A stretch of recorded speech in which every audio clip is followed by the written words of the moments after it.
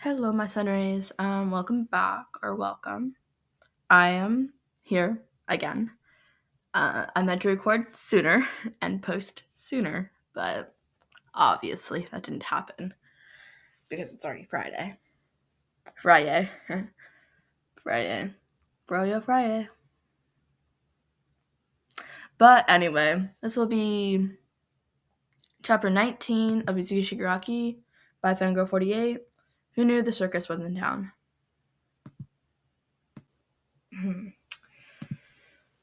May held on to Mei Mei's hand tightly as the sisters made their way to the inn. Neither of them had seen Izuku yesterday at the park, but thought nothing of it. Maybe the curly-haired boy had gotten busy and lost track of time, like Mei did when she was inventing. However, when he didn't show up again today, Mei Mei got really worried, claiming that something had to be wrong. Izuku wouldn't leave without saying goodbye, she insisted, grabbing the bottom of May's shirt. He promised me he'd say goodbye. May herself wasn't sure what Charming would or wouldn't do. She liked the boy. Izuku was smart, and talking to him was like tapping into an old forgotten knowledge May hadn't known existed. Seriously. She never even thought putting biometric scanners in her babies before he asked. All the chaos people could do if they just got a hold on one of May's precious inventions. But the most important thing was that he made Mei sad, and if there was one thing Mei Hatsume would never forget, is someone who hurt her little sister. Her classmate from school had learned that lesson all too well recently. Not to mention, some skeleton looking guy had been hanging around the park watching the sisters since yesterday. They could just be people who recognized Mei Mei from the video and wanted to meet Izuku, but something told the older Hatsume that wasn't the case. Stepping through the automatic doors, the sisters made their way to the front desk. The woman on duty took one look at them and smiled. Here to here to thank the young man. Here to thank that young man, are you? May's eyes narrowed in suspicion. How did you? I've seen the video, she interrupted, looking down at the younger girl, giving her a strange smile. For what it's worth, I'm sorry that happened to you. You didn't deserve that given your condition. Ah, May thought, realizing what just happened. This woman pitied Mei Mei. She looked at the girl and saw a fragile doll that needed to be protected. It wouldn't surprise May anymore. Mei Mei was quirkless. Putting on her best show smile, May bowed and thanked thanked the woman, keeping up the appearance until the room's door opened and her favorite hobo stood there. Power loader's future headache, he greeted, looking at May and then glancing at the younger Hatsume, a a smile, a soft smile barely there. And Mei, how can I help you today? We Izuku, Mei yelled, pushing past the man and running towards the boy sitting on the furthest corner of the room, staring out the window. Mei grabbed the boy with her with all her might, tears springing up in her eyes. I was so worried. Izuku turned his head, look at giving May a good look at the dark circles under his eyes. I'm sorry, Mei. I haven't been feeling well. I haven't been feeling well.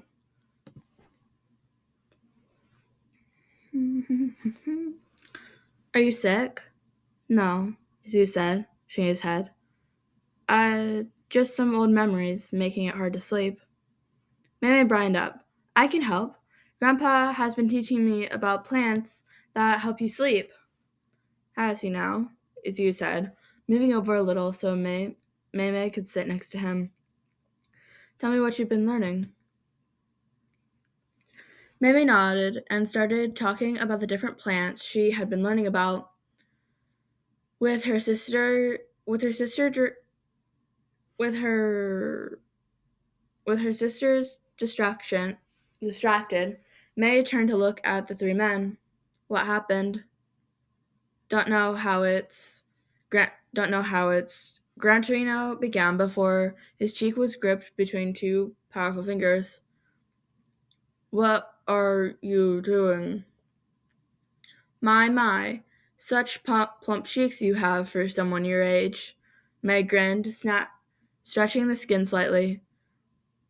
Reminds me of Mochi. You should take care that someone with a hammer doesn't mistake and pound your face instead. Toshinori and Aizawa watched the interaction closely. Gran Torino lifted an eyebrow, his cheeks being chapped. Are you threatening me? Oh no, I would never do that, May grinned, letting go of the retired hero's face. Just giving you a small warning. You never know who you might come across late one night. The pair stared at each other for a few moments before Grant Torino laughed. The girl had a pair on her. The last person to talk to him like that was Nana. Like you. Toshinori breathed a sigh of relief as Aizawa coughed. Now that you two are finished. Warning, Gran. I'm sure you and May have been getting home. You should be getting home. No, sir, May said, shaking her head, dreadlocks whipping back and forth. Mom's working late tonight. As long as I have us home before home in time for homework and bed, we're free to do whatever. The underground hero's eyes raised. What about dinner? That's what the convenience stores are for, Mei piped up before turning back to Izuku to continue their conversation. Out of the mouths of babies, Mei said, wiping away a fake tear. But you're growing girls, Toshinori said with concern evident in voice, looking at the pair. You need proper meals, not store-bought stuff. Toshinori's right, Gran said, looking at the girl. It was easy for the heroes to get lost in their work and live off convenience store food and takeout. It wasn't a bad thing, but eventually your poor diet caught up with you, and usually right in the middle of a battle. You young people these days, you two don't have room to talk, Aizawa hissed, fixing both men with a look. One of you eats nothing but takeda, while the other is on a specialized diet. My injury. Hey, Gran Torino jumped in, pointing at Aizawa. Nice to meet you, Mr. I live on coffee and jelly packs. I'm Kettle. Aizawa looked away, his ears a little red. I never said I was a role model on healthy eating either. Why don't they just stay for dinner then? Izu's voice rang out. The three males looked at the boy in surprise. Then always makes plenty of food. Name was uncomfortable. We don't want to intrude. Nonsense, Toshinori said, placing a hand on May's shoulder. We would love to have you two to stay for dinner. My friend Tsukachi called earlier. He got us some donuts. Both sisters suddenly perked up at the mention of the treat. Okay, May nodded, fixing Izuku with a look. But only if you tell us what's wrong.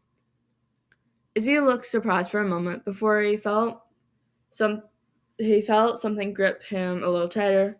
Looking down, he saw May's knuckles turning white as she held onto his shirt. Please, Izuku, the girl pleaded. You want to help. You helped me.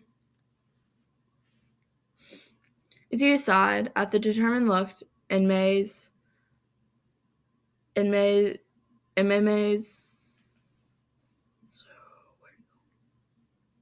May's large eyes. Can we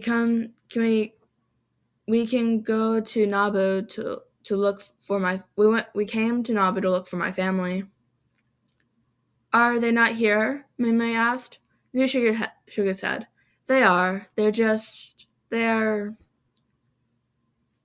Mei knew. The second she saw the tears started to fall, what happened to Izuku. Once upon a time, she had seen her mother try to explain the exact same thing. Walking over to the boy, the inventor dropped to his knees and pulled him into a hug, turning her head to look at her sister. Bud, remember when we talked about Dad? May spoke softly, feeling the tears soak her shoulder. How you couldn't see him because he went to another place? Mamie nodded. Did Izuku's family go away like Dad did? Yeah, Izuku spoke, pulling away from Meg, wiping his tears. You know that graveyard at the big house in the corner of the town? That's where my family is.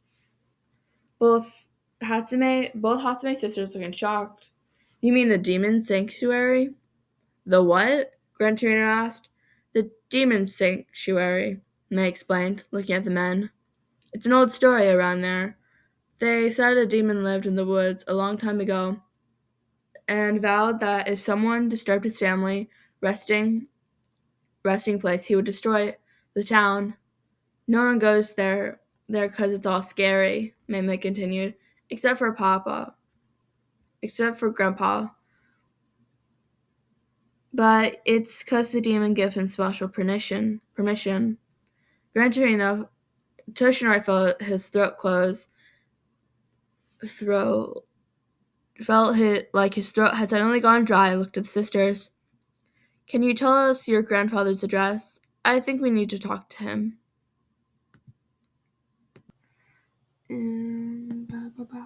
Gran Torino impatiently hit the doorbell again with his cane.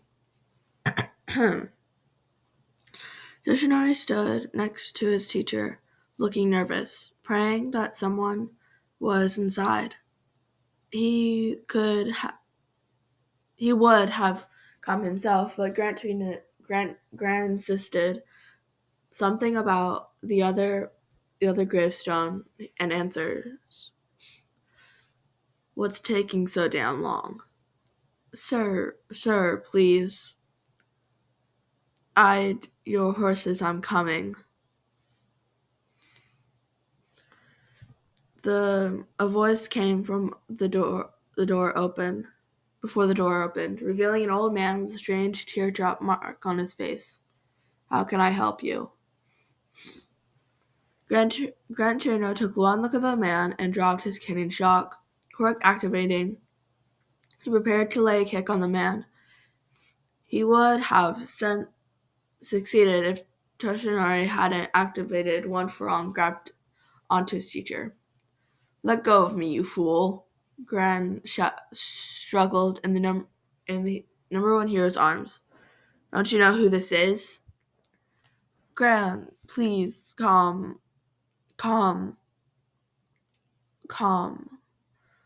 All, all my began as a fist came down at his side. Coughing, the hero deflated again. Toshinori, Gran gasped, turning around, looking ashamed, realizing where he hit. I'm sorry, I didn't mean to. Toshinori, the man said, eyes squinting as he pulled a pair of glasses from inside his shirt. Toshinori, the man said, eyes squinting as he pulled a pair of glasses from inside of his shirt. As soon as they were on, his eyes widened as he stood as soon as they landed on the jet hero.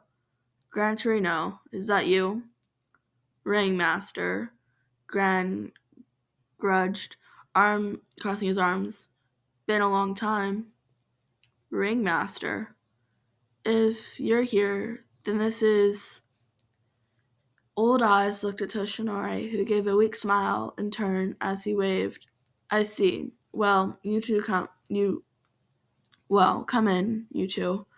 I'll make us some tea. The man turned around and walked back into the house. Toshinori went to follow, but Gran stopped him. Whatever you do, don't take your eyes off the rings he's wearing. His quirk lets him telepathically control them. Gran stomped inside the house a second later, Toshinori following him a second later. Wondering if the retired hero had not noticed that the man hadn't been wearing rings. Neither saw the old man when they entered the kitchen. Toshinori sat down while Gran started snooping around the room, opening doors and cupboards. The sound of a door creaking open alerted the pair of their host returning, and had the jet hero in the chair next to Toshinori instantly, almost as if he hadn't been there from the start. Almost as if he had been there from the start. Ringmaster, as Gran called him, shuffled towards the table, a large book in his arms. Without a word, he placed it on the table and sat down. What, no tea? Gran snipped. I'm steaming. It's steaming, the man said, his gold eyes amused as he looked at the retired hero, smirking. You got old. Gran blistered. Like you have any room to talk, you old thief. The man chuckled lowly and looked at Toshinori before pulling the book to him. Opening it, he flipped for a few pages before finding what he was looking for and sat down to the pair and showed it to the pair. It was an old newspaper clipping of a younger-looking version of the man in front of them. He was dressed true to his name, as if you could see the ringmaster of the circus wears in front as he fought against Nana.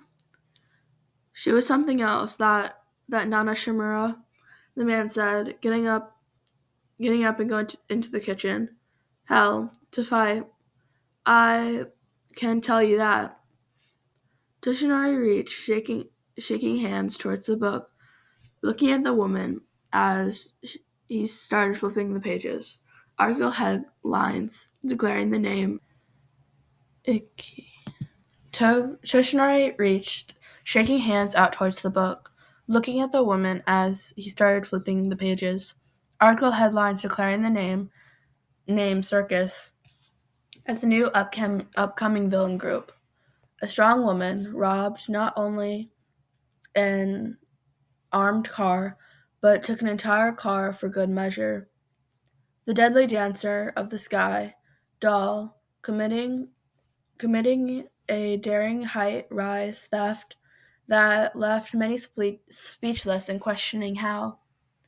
Beast brutal assist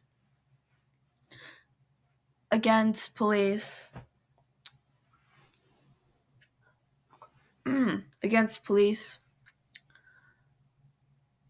and heroes alike, holding them back single-handedly and so the teammates could escape.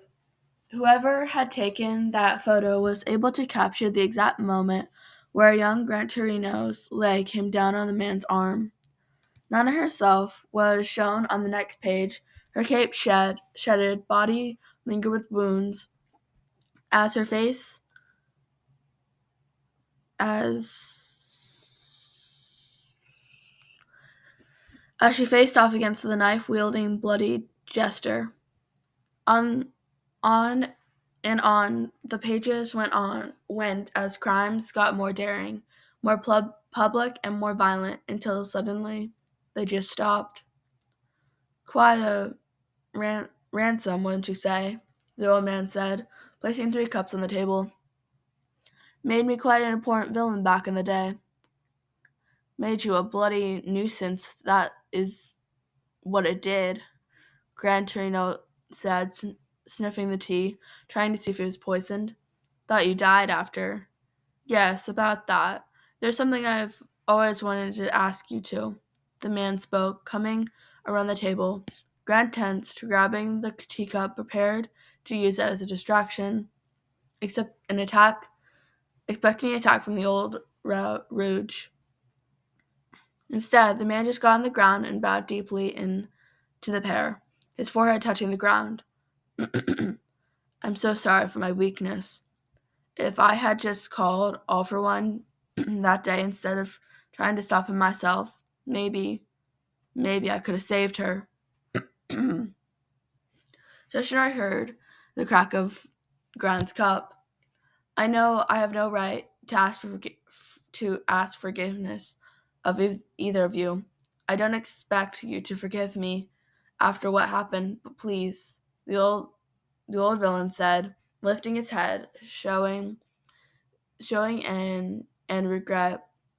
sorrow and regret on his face. Please believe me when I say I tried to stop him. There was a heavy feeling in the atmosphere for a long time. Yoshinori didn't know what was going on, and he was too afraid to ask. The man stayed there on his knees on the floor in front of the entire time. Gren watching him before finally speaking softly.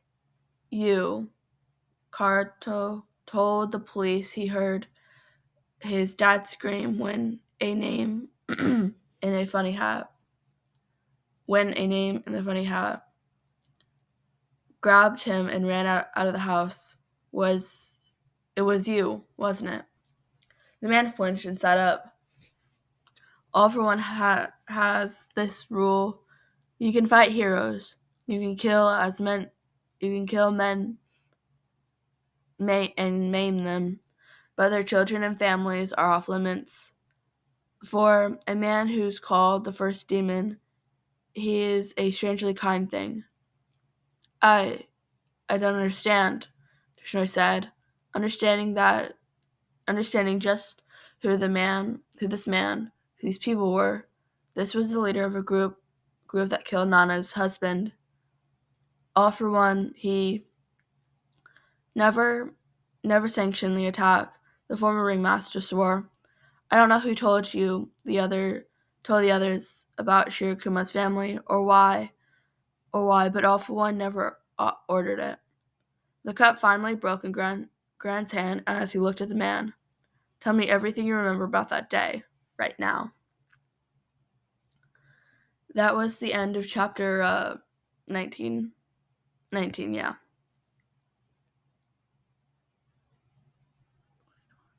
We have 3 more chapters left until the end of this.